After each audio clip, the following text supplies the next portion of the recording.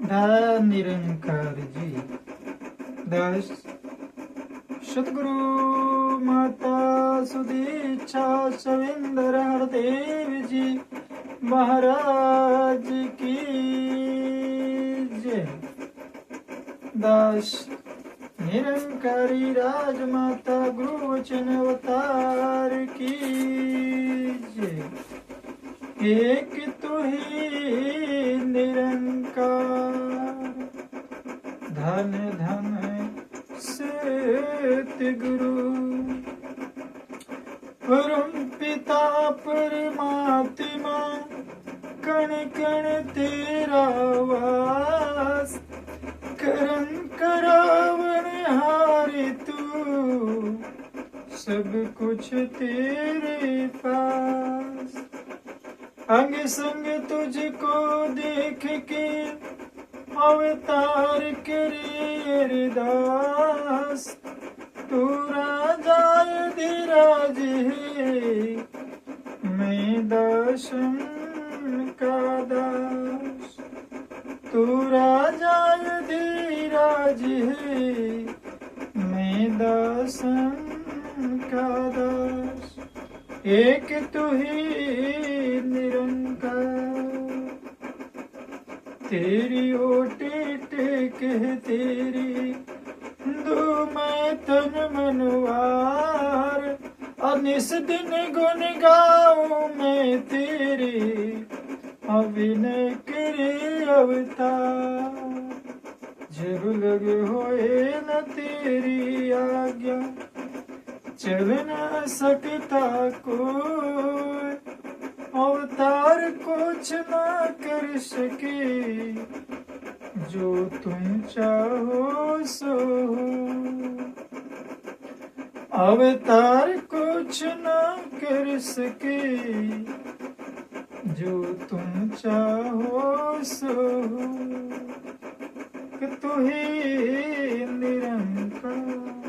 तो 10 आप सब जी संतों महात्माओं ब्रह्मज्ञानी बहनों बच्चों के चरणों में बुजुर्गों के चरणों में अपने सर्वस्व निछावर के तन मन धन से धन निरंकार जी करता है।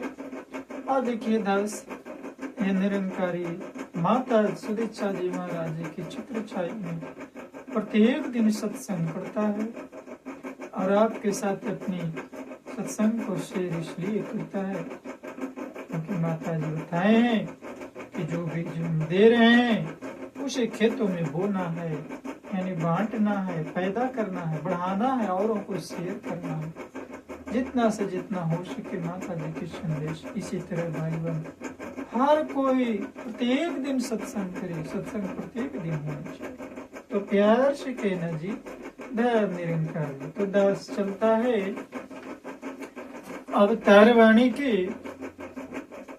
29वें पद में देखिए माता जी क्या कह रही हैं। कोई कहता है 3 देवों ने आज सृष्टि सकल बनाई है। कोई कहता है 3 देवों ने सृष्टि सकल बनाई है।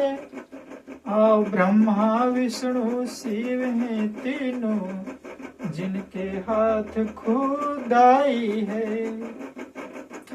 एक बनाता है सृष्टि को एक देता है खाने को।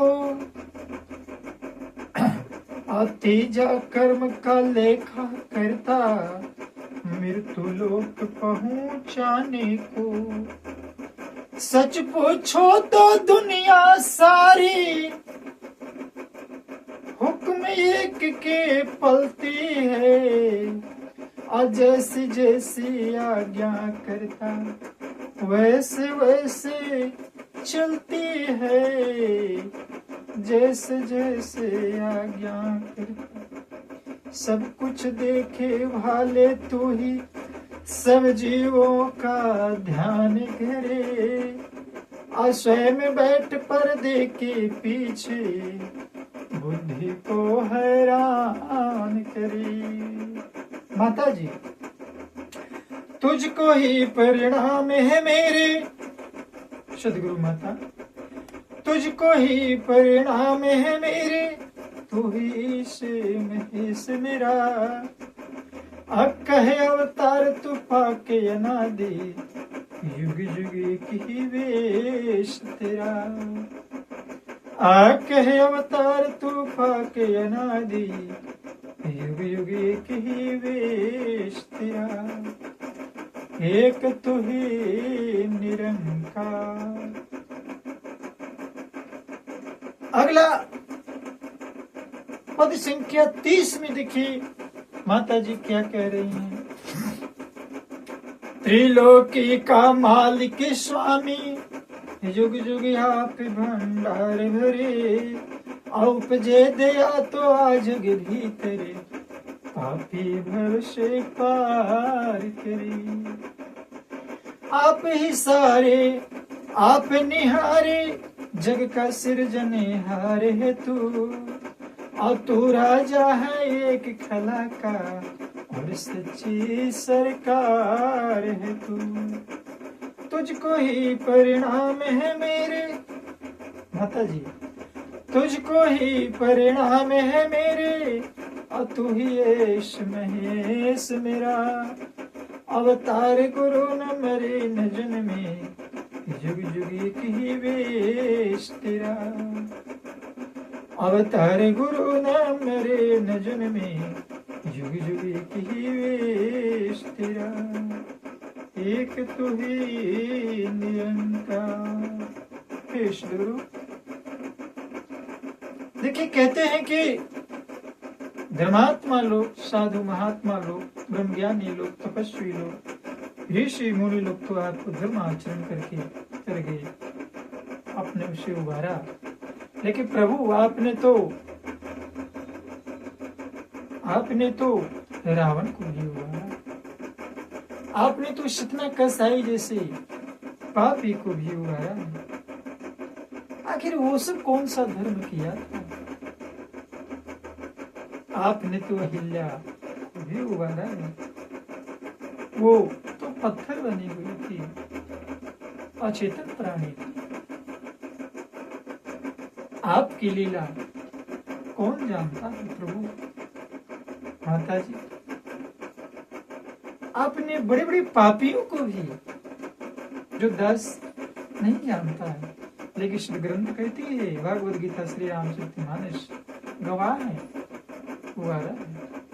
आपने तो पशु पक्षियों को भी वो पद प्रदान किया है जो इंसान को 7 जन्म तक मुश्किल है।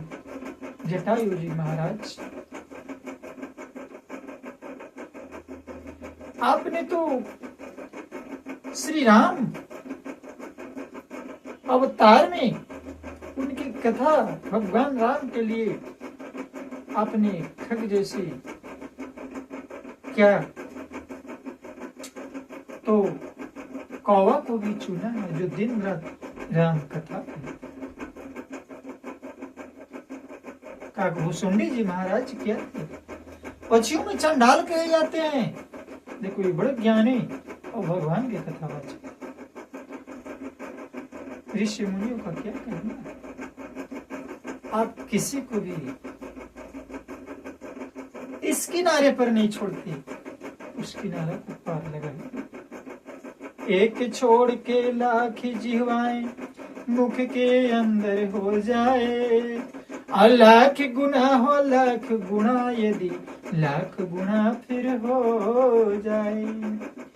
अब फिर भी जिह्वा चाहे तो भी गुण तेरे नहीं गा सकती, असंयम बुद्धि आ जाप ताप से कभी न तुझको पा सकती।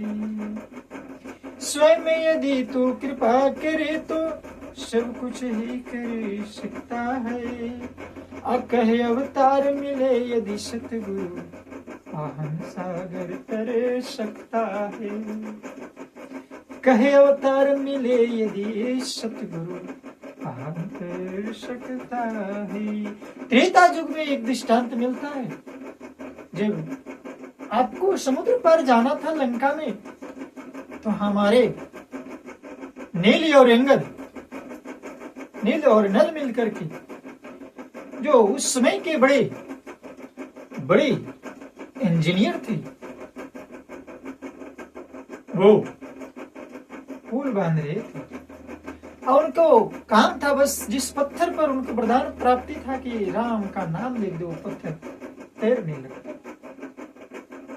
प्रभु आपने सोचा था माता जी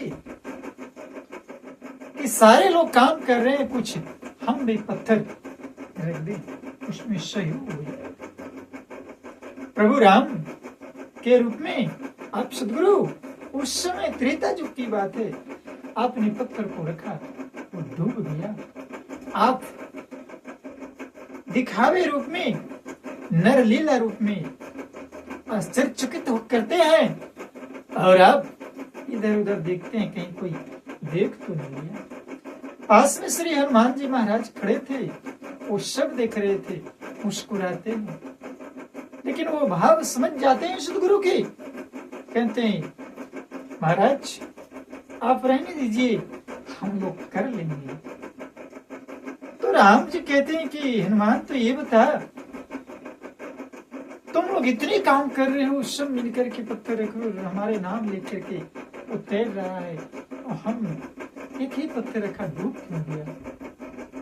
हनुमान बड़े भाव से कहते हैं कि प्रभु, हे सदगुरु समय के रहवर, हे दातार कृपा निधान, करुणा निधान सच्ची बादशाह, आप तो वो हैं जिसे ब्रह्मांड को हाथ में लेकर के घूमते हैं, आप तो उसे क्या कहा जाए।